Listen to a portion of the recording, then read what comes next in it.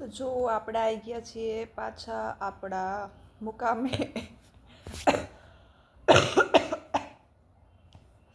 હવે અઠવાડિયાની રજા પાડીને ફરી કામે લાગવાનું એટલે થોડું અઘરું પડવાનું છે, પણ આ જ જીવન છે.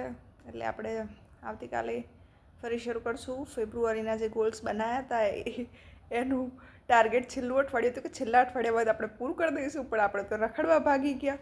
એટલે ફેબ્રુઆરીનું મહિનાનું બધું બાકી પડે છે, એટલે એ બધી વસ્તુ આપણે માર્ચ મહિનામાં કરીશું, બરાબર. એટલે માર્ચ મહિનો તો આમ લડી લેવાનું થાય છે કે બધું કામ પતાવવાનું છે, એક્સ્ટ્રા મહેનત પણ કરવાની છે. એટલે આજનો દિવસ બાદ કરતાં કાલથી અમે લાગી પડીશું. આજે થોડોક આરામ કરી લઈએ, બરાબર. કપડાં બપડા થોડા ધોયા છે, હજુ બાકી છે ટ્રીપના ને બધા.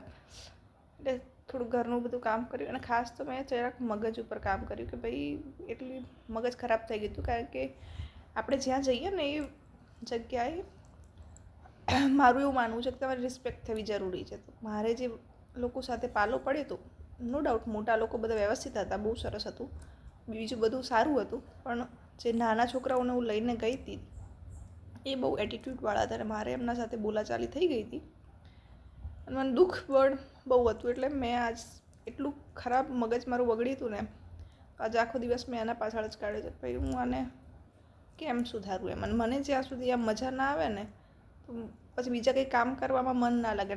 એક વસ્તુ નેગેટિવ થઈ જાય ને એટલે બધી વસ્તુઓ પર એની ઇફેક્ટ પડે, અને એમાં ક્યાંક ક્યાંક એ વસ્તુઓ નડે છે. એટલે મેં કીધું પહેલાં આને સુધારો. એટલે આજે મેં આમ હવે મને થોડુંક સારું લાગે છે. બાકી જે મારું મગજ બગાડ્યું હતું ને આ લોકોએ. તમને આવા અનુભવ હોય તો કમેન્ટ કરો, લાઈક કરો કે ભાઈ હા જીવનમાં આવું તો બધું થતું રહે એમ. બાકી મળીએ, કાલની અપડેટ આપીએ.